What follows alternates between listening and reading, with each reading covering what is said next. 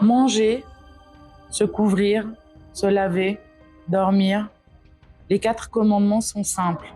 La rue, c'est facile. Ça vous vide la tête de tout sauf d'un seul impératif: survivre. J'ai encore un peu d'économie en banque et je n'ai pas besoin de grand-chose. Je ne dépense presque rien. Un peu d'argent pour me nourrir et quelques euros pour mes cafés au lait de 8 heures, de 10 heures, de midi et de 16 heures. Le plus difficile, c'est de dormir. Dès ma première nuit passée dehors, j'ai compris que ce serait le plus difficile. Bonjour Dima Abdallah. Bonjour. Merci d'avoir accepté de lire cet extrait de votre ouvrage Bleu Nuit, publié aux éditions Sabine Vespizer. Et félicitations Merci surtout beaucoup. pour le prix Léonora Miano que vous venez de recevoir au festival Le Livre à Metz. Si je vous ai demandé de lire ces quelques lignes, c'est parce qu'elles reflètent d'emblée le quotidien des personnes qu'on nomme, et vous en parliez tout à l'heure, sans domicile fixe, et que l'on croise au coin de nos rues, à Paris ou en province. Et c'est vrai qu'au-delà du personnage de votre ouvrage, qui est un roman, c'est ce qui m'a le plus marqué au niveau social dès le démarrage de la lecture. Un accident de la vie, un passé enfoui et l'arrivée dans la rue. Comment ce livre est-il né dans votre esprit?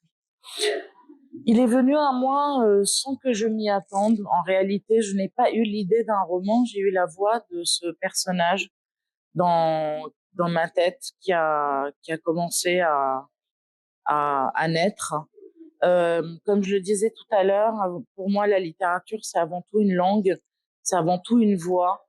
Et quand je sens que la langue et la voix m'habitent depuis un certain nombre de temps, un certain nombre de mois, pardon, je sais que l'urgence de se mettre au boulot est là et qu'il faut que je noircisse des pages.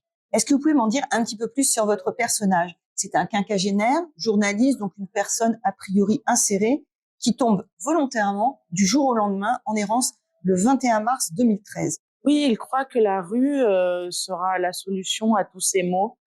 Il croit qu'en se perdant, parce que c'est une manière de se perdre, se perdant, il va gagner cette guerre sans merci qu'il livre à sa mémoire. Or, le lecteur n'est pas dupe, c'est une guerre évidemment qui est perdue d'avance.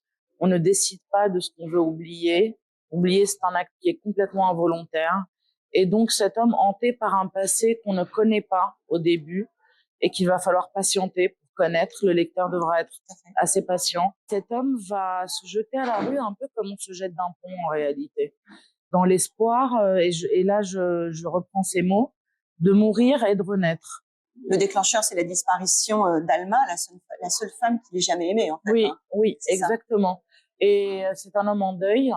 C'est un homme en deuil, mais au début du roman, on va croire qu'il est dans le deuil uniquement de cette femme, mais finalement, on va découvrir qu'il est dans un triple deuil très fort, dans le deuil d'une enfance perdue, parce que on va découvrir que c'est à l'adolescence que sa vie va basculer réellement, et dans le deuil de sa mère aussi. Alors, peu à peu, vous avez raison, hein, et c'est vous qui l'avez écrit, donc on découvre ces fêlures entre la mémoire et l'oubli. Il est vrai que vous écrivez, on l'a vu tout à l'heure, mais je l'avais noté, je suis le funambule sur le fil tendu au-dessus des abysses de la mémoire. La rue est-elle, selon vous, synonyme d'une volonté d'oubli de la mémoire et peut-être d'un exil de soi? Non, je ne pense pas du tout que ce soit une volonté, parce que, vous savez, mon personnage ne ressemble à aucun autre SDF, si on peut les appeler ainsi. Je crois que je suis toujours passée devant ces personnes sans y voir uniquement des ombres, en y devinant à chaque fois des passés, des psychologies, des mémoires, des troubles de la personnalité, des souffrances, des joies aussi. Parce que Le Nuit reste un roman qui est lumineux dans son, même s'il est très sombre. Et évidemment, dans tout chemin d'errance, parce que finalement c'est un personnage en errance, dans tout chemin de volonté de se perdre, on se trouve. Et c'est un homme qui va revenir aux sources, si j'ose dire. Oui, tout à fait. Et alors, dans son quotidien parisien, on est entre la rue des Pyrénées et le cimetière du Père-Lachaise. Vous avez raison, il se crée un univers à la fois sombre et lumineux. Sombre parce qu'il y a aussi l'indifférence des passants, mais la lumière aussi qui va puiser dans certains visages qu'il croise et qui le regardent. C'est un aspect que vous souhaitiez insérer dans votre histoire, ce côté lumineux? Oui, bien sûr. Vous savez, c'est un peu un poète. C'est un peu un poète, c'est un esthète. C'est un esthète. Quand il parle de l'odeur du pain chaud, quand il parle de la beauté d'un cerisier en fleurs sous lequel il a dormi alors qu'il grelottait de froid, Je crois que la mort et la poésie cohabitent très étroitement dans ce roman. Alors, votre personnage est plongé dans l'observation des êtres qu'il croise, mais j'ai trouvé aussi que les femmes en particulier qu'il croise semblent aussi se trouver dans une grande solitude intérieure. Est-ce que c'est aussi des villes de grande solitude, comme on les a nommées? Oui, je crois, oui, tout à fait. Et surtout, au-delà du sujet des grandes villes, c'est le sujet de la marge. Parce que finalement, ces femmes, même si elles ne sont pas à la rue, elles sont totalement en marge de la vie. Et je voulais questionner cette notion de marge qui va bien au-delà d'être sans abri. C'est aussi une frontière. Bien sûr que c'est une frontière, bien sûr. Alors, l'une de ces grandes rencontres, c'est aussi la chienne Minuit qui va le suivre. Là encore, c'est un aspect de la vie de ce qu'on nomme les sans domicile fixe, vous l'évoquiez tout à l'heure, qui sont souvent accompagnés d'un animal et pour qui c'est primordial. Oui, bien sûr, et Minuit est vraiment un personnage à part entière du roman. Je trouve que leur relation est très belle. Je crois qu'elle le sauve un peu sur beaucoup d'aspects. Il s'y attache d'une manière complètement désespérée parce que c'est tout ce qui lui reste finalement, Minuit. Et c'est cette chienne qui va venir instantanément comme ça vers lui, le retrouver dans la rue à minuit sans qu'il lui ait rien demandé, sans qu'il ait cherché à l'attirer avec de la nourriture, sans qu'il ait cherché sa compagnie. Et ils se choisissent l'un et l'autre, un peu comme on se choisit dans une histoire d'amour finalement. C'est un peu Minuit qui l'adopte en fait, qui le prend. Tout à fait, exactement. Exactement, elle a quelque chose de très maternel, Minuit. Au bout d'une longue période, et vous le disiez aussi, il faut attendre un moment, remontent les souvenirs d'enfance. Sont-ils au bout du compte une grande part de son errance? Alors, ces souvenirs d'enfance, non, parce que c'est des souvenirs heureux. Ouais. C'est une enfance très heureuse qu'il a. Il évoque sa cousine, ses tantes, oui, sa mère. Quand il évoque, quand ses souvenirs s'invitent, c'est toujours des souvenirs heureux.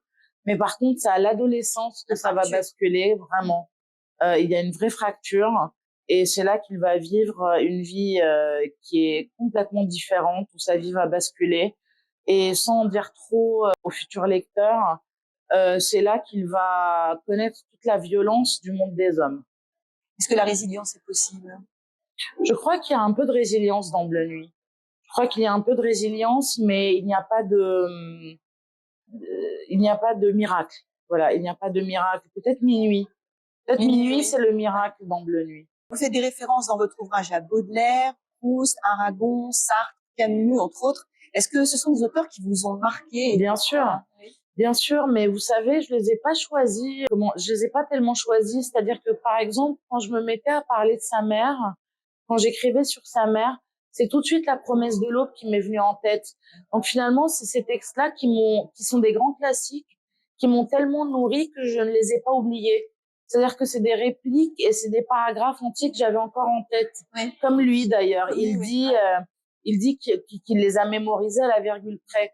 Et c'est pour ça que ce n'est rien de très original. Je veux dire, ces textes-là sont des grands classiques parce que c'est des passages comme ça qui se sont invités pendant l'écriture dans le fil narratif du roman. Ouais.